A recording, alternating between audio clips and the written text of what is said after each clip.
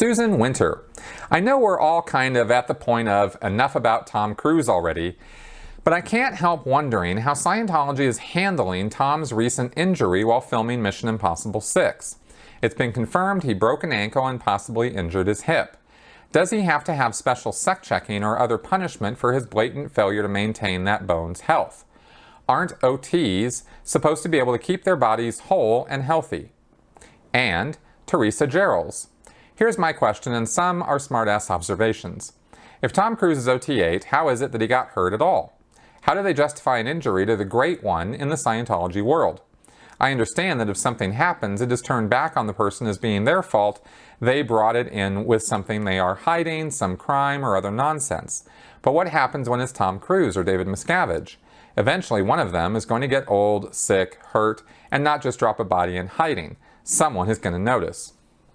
Alright, so on this thing with the PTS handling, I have talked at length about how the focus is turned back on you and eventually it is your fault. However, that's when you go all the way with it, okay? Most PTS handlings are not about what a horrible person you are. Most PTS handlings are about finding who the SP is that you're connected to, or the SP that has been restimulated, right? In other words, who is it in your environment that reminds you of some earlier SP that you knew, and handling or disconnecting from that SP element in your life. And that's pretty much game over on the PTS handling. If that can be accomplished, you've been de-PTS'd. It's only if that doesn't easily work that they might dive into a deeper handling where they're going to start looking for your overts, your harmful actions or transgressions, and they're going to start getting a little curious about what have you been up to. But the PTS handling is mainly a handling of finding that SP, because the reason you had the accidents or the upset or the problem or you got sick was because of them, right? They restimulated you. They made a problem for you, and you have to handle that by getting them either out of your life or handling them so they're no longer presenting problems to you and being a problem to you.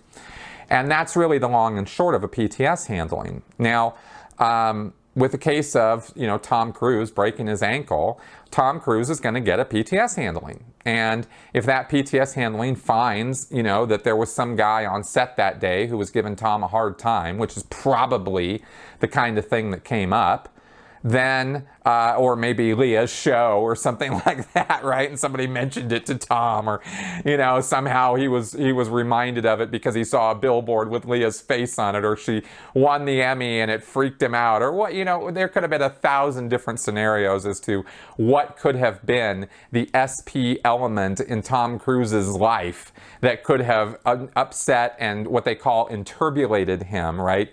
Got him all riled up, that could have thrown him out of present time enough to have him have that accident.